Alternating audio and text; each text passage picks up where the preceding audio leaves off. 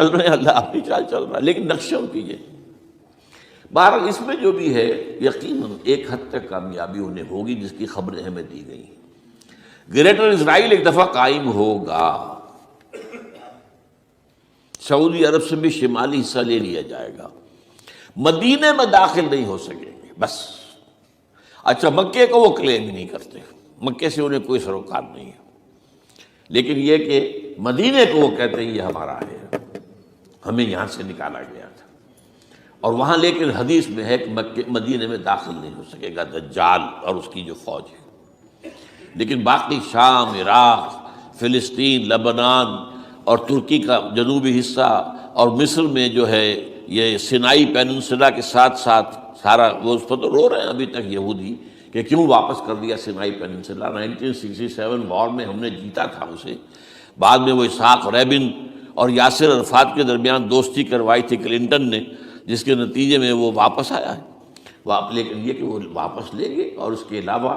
جو فرٹائل علاقہ ہے نائل کے ڈیلٹا کا وہ بھی ان کی شامل ہے۔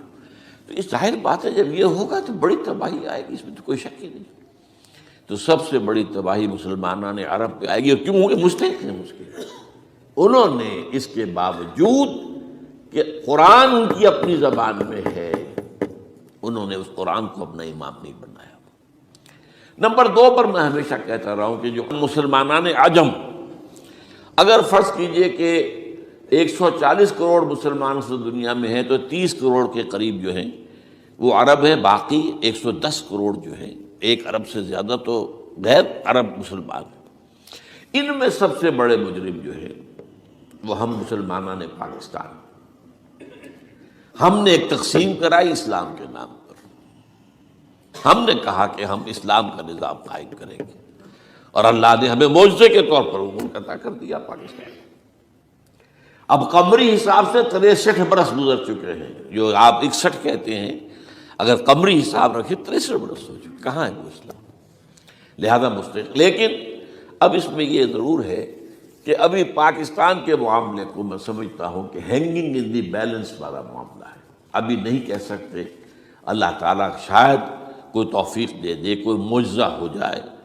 کیونکہ میرا تو یقین یہ ہے کہ یہ قائم بھی معجزے سے ہوا ہے، جس پر میں نے تفسیراً کتاب میں لکھا ہوا ہے اپنی استحکام پاکستان، اور اب کوئی دوبارہ معجزہ ہو سکتا ہے۔ اور معجزہ کیا ہوگا کہ پوری قوم میں توبہ کی ایک کیفیت پیدا ہو جائے، اللہ کے کرنے سے ہو سکتی ہے۔ تمام انسانوں کے دل جو ہے اللہ کی 2 انگلیوں کے مابین ہے، حضور نے ہمیں خبر دی ہے، جدھر چاہتا ہے پھر دیتا ہے، تو کوئی عجب نہیں کہ ایسا ہو جائے۔ بہرحال اس اعتبار سے میں آپ سے عرض کر رہا ہوں کہ یہ پاکستان کے بارے میں نے جو آپ کو 2 آیتیں سنائی ہیں سورہ انبیاء کی، اس آخر کے حصے میں آئی ہیں سورہ انبیاء میں، وَإِنْ أَدْرِي أَقَرِيبٌ أَمْ بَعِيدٌ مَا تُوعَدُونَ۔ دیکھو لوگوں، مجھے یہ معلوم نہیں ہے کہ جس عذاب خدابندی کا تم سے وعدہ کیا جا رہا ہے وہ قریب آ گیا یا دور ہے۔ یہ حضور سے کہا جا رہا ہے، قل، آپ یہ کہہ دیجیے، ان ادری اقریب ام بعید ما توعدون۔ ساتھ ہی یہ بھی فرمایا وَإِنْ أَدْرِي لَعَلَّهُ فِتْنَةٌ لَكُمْ وَمَتَاعٌ إِلَىٰ حِينٍ، اور مجھے نہیں معلوم، ہو سکتا ہے کہ یہ تمہارے لیے ایک فتنہ بن کر معاملہ آ گیا ہو اور ابھی تمہیں اور مہلت دے دی جائے۔ اس حوالے سے ہم نہیں کہہ سکتے۔ اب آپ کو معلوم ہے، میں تفصیل سے بیان کر چکا ہوں جس طریقے سے مجموعی طور پر پاکستان میں گھیراؤ کیا گیا ہے، اور جس طریقے سے یہ جتنا نیو کونز کا اور کرسچن اور جو جیوش زائنسٹ ہیں، اور اب ان کے اندر اضافہ کیجیے ہندو زائنسٹ کا، اب یہ جس طریقے سے گھیرے کے اندر لے رہے ہیں پاکستان کو، جس طرح بھارت کی فوج افغانستان میں بھی آ رہی ہے، اس نے اپنے کتنے قونصل خانے کھولے ہوئے ہیں افغانستان میں، کس لیے؟ جو کچھ وہ ہو رہا بلوچستان کے اندر، جو کچھ ہمارا پورا صوبہ سرحد ہے، اور اس سے آگے بڑھ کر جو کچھ کراچی میں ہو رہا ہے، یہ سارے معاملات جو ہیں وہ دیکھ لیجئے تو گویا کہ باہر سے ہمارا گھیراؤ مکمل ہو چکا ہے۔ اور اس میں یہ ہے کہ تازہ جو بمبئی کے اندر جو ہوئے ہیں معاملات وہ نوٹ کیجئے، کس طریقے سے اب اسے کہا جا رہا ہے کہ کچھ مسلمانوں نے کیا ہے، حالانکہ اس کے اندر سب سے بڑا ثبوت یہ ہے کہ ایک ہندو ہیمنت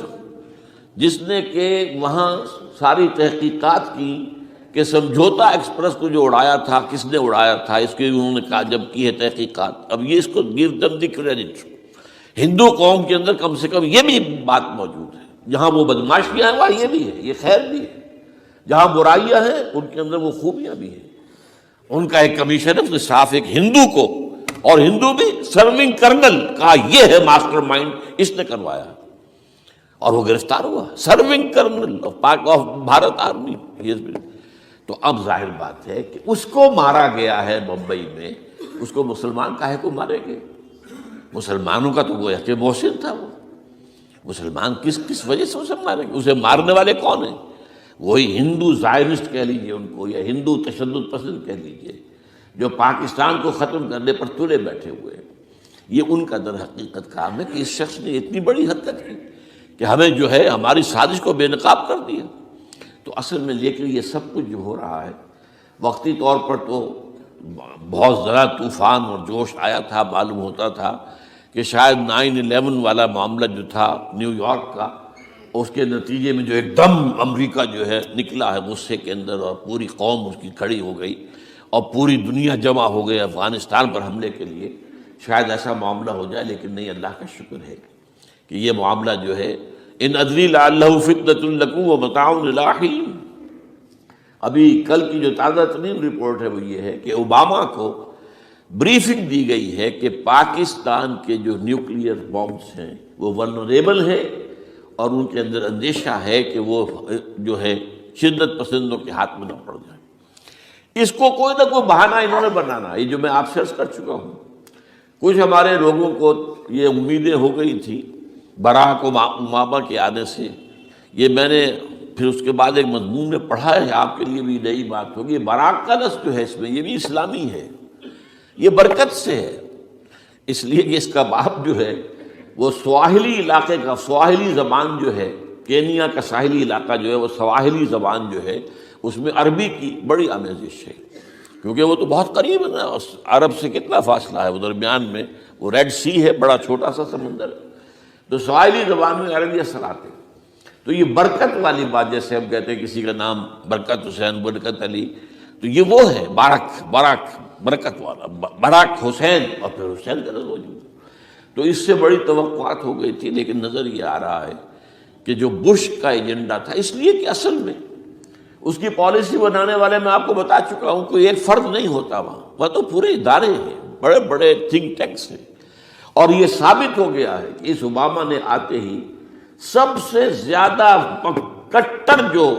جو زائرسٹ تھا امریکہ کے اندر، جس کا نام ہی اسرائیل ہے، اسرائیل رحم، جو ہے اسرائیل رحم ایمانویل،